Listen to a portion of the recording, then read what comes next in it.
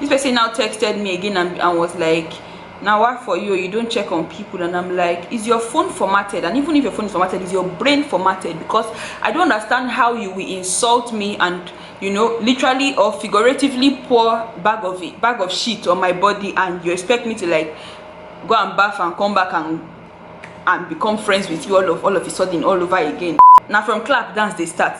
After the call, person started to call me on video call, and I'm like, so crazy. I like, are you something doing you upstairs? Because the person was like, have you eaten? And I'm like, it's not necessary. Well, necessary. You don't need to ask me if I've eaten or not, and all of those things, because some question is just out of a place of they didn't have nothing to say no more.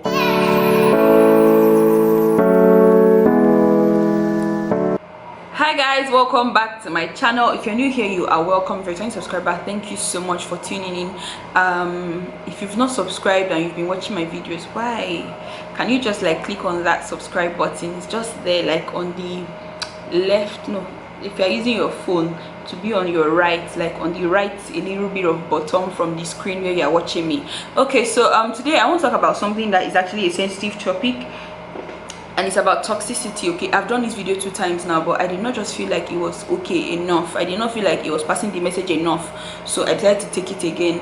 So first of all, what is toxic? Because on Instagram, I see a lot of people that say day for who, day for you, no day for who, no day for you.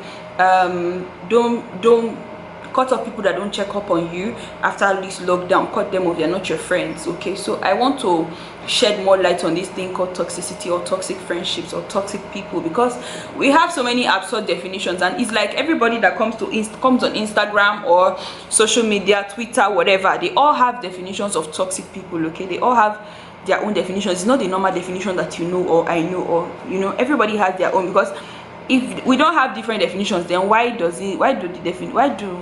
the sentences that we make, why do they not follow a particular line? I mean, so yeah, everybody's always doing cut them off, cut this person off, cut that person off, but who are the people that you are meant to cut off? Okay, so I'll start with a little background story of why I'm doing this video. So I had this person that was an acquaintance, not a friend. It was an acquaintance that I had in about 2018 December, and this person now says, like, you know, started to insult me, ask me who am I, like who are you, literally, like who do you think you are, and all of those things.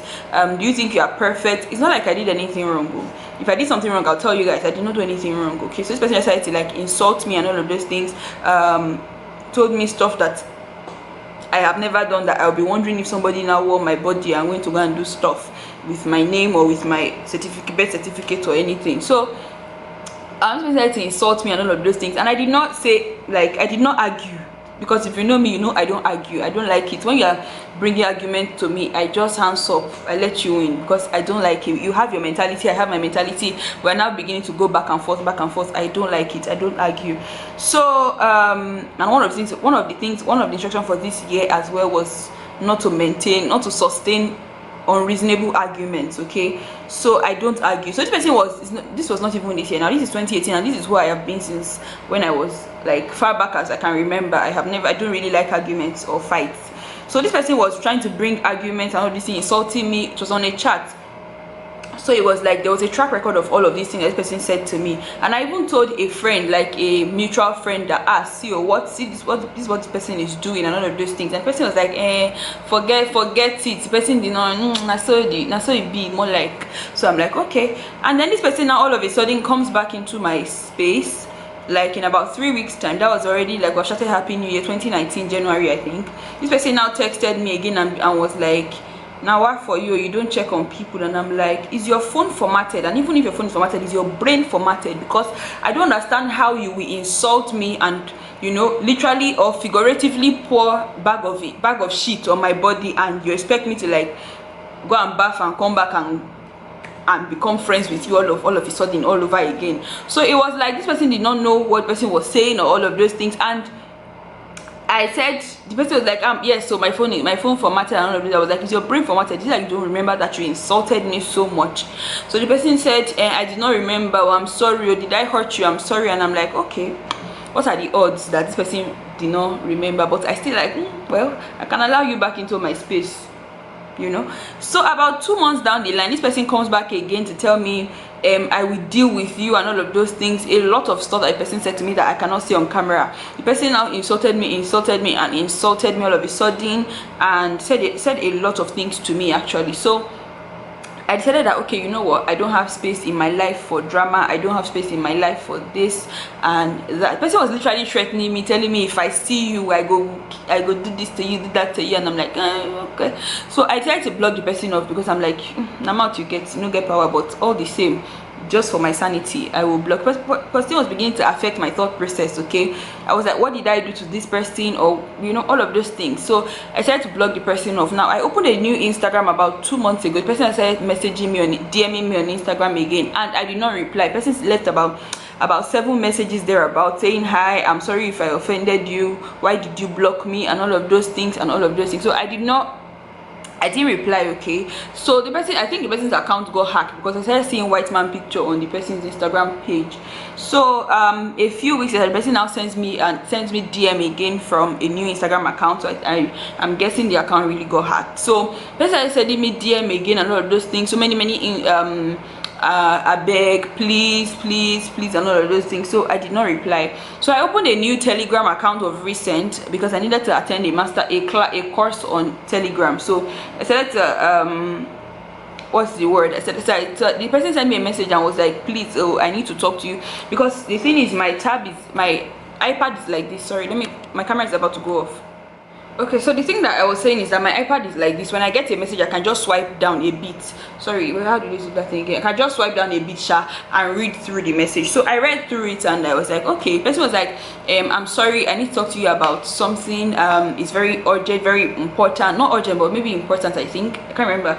So that was about, I think, on Monday last week, because I just finished editing that video. So I was like, okay, I'm waiting for this video to finish before I actually sleep. So I was like, okay, let me open up. Like, I was like, so I decided to reply. I'm like, okay, so what do you need to talk about? The person was like, I need to call you on the phone. And I'm like, hey, no, I'm not a crazy person. Okay, I value myself and my sanity a lot, that I will not allow you to come and insult me again.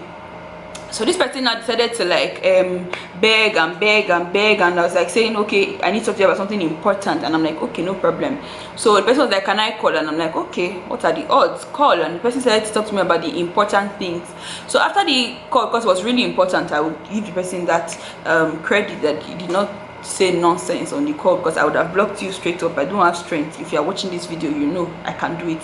So sorry, that's who I am. So this person was now starting to after the call, the person now started to call me on video call, and I'm like, so crazy. Are you something doing you upstairs? Because I don't really understand how people think that you've hurt somebody. Not because the person did not really hurt me. I was just wondering the person's sanity, but in quote, you've hurt somebody, and then all of a sudden you feel like you have 100% access back to the person's life. So that's one thing. One of the things I've learned from my spiritual father is when people need your help, even if they've hurt you before, you can help them, but you don't necessarily have to like give them space to be your friend again. That's it. So for me, this person was like bringing in extended hand of friendship, and I'm like, no, this is not happening. And that's what we should actually do. If you know that you can actually help people, you can give them space back into your life again, back into your space. Like, give them space back into your space, not your life. There's a difference between space and life. Space is a particular allotted box. Life is the whole thing. You have the right to talk to me about what I'm doing and all of those things, but space is now where I put you. Now you there, you know, if you talk for my matter, shut up. That's it. So this person was in my space, and the person was like, how are you? And I'm like, I'm sorry, you don't really need to ask. The person was like, have you eaten? And I'm like, it's not necessary. You don't need to ask me if I've eaten or not, and all of those things, because that's how now from clap dance they start. That's what they used to say, Abby. So it's from when I decide to open a little bit of yes, I've eaten. People that even know me, they know they cannot ask me, have you eaten? Because I'll be like, I'm sorry, did you really want to give me food to eat if I say I've not eaten? Or they say, do you have money? I'm like, do you want to give me money if I say I don't have? Because some question is just out of a place of they didn't have nothing to say no more. So yeah, these are the things that you should look out for in friendships. That I feel like I can talk to you about friendships because I'm a melancholic. Okay, I overthink things, so I can give you a little bit of my little bit of thought process. So And one of the things that I want to say that you should, one of the people that you should let go of is people that I will call the collectors association. Association of what? Collectors. They don't need to use eye to see what you have. No. Once you do party like this, they will come and ask you anything for the boys. As in, they always used to ask, if you don't know what anything for the boys is, it means do you have something for me, like money, you know, that kind of thing. They don't just use eye to see what you have, whether it is the last biscuit in your cupboard that you are eating. They will come and beg from that biscuit. Those people, it's not like they will never offer you the one they have. They never used to use their free will to offer you. Even when you beg them, they say they don't have, but they expect you to always give them. Let go of those people. See, to be honest, one of the things that I didn't define toxicity in this video, okay? One of the things, toxicity is this.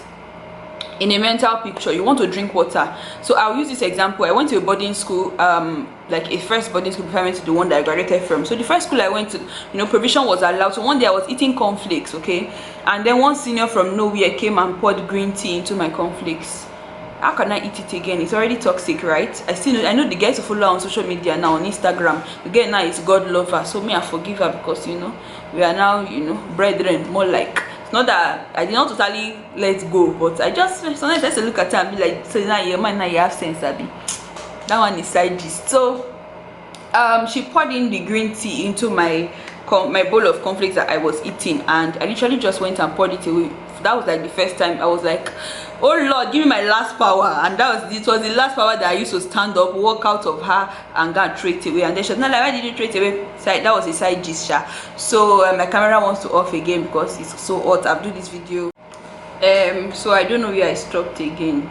So let me just start from toxicity. So that's how toxicity is, okay? People that hurt you, you cannot just allow them to have space. Okay, I was talking about collector association. So these ones, they don't, as in, they will not use eye to see what you have. They will just come and collect and collect. It's not that they will not offer you like, do you want, or something like that. So yeah, I cannot remember really where I stopped. On my camera is low, so I don't even have all the luxury of time. So I'll just move on to the next point.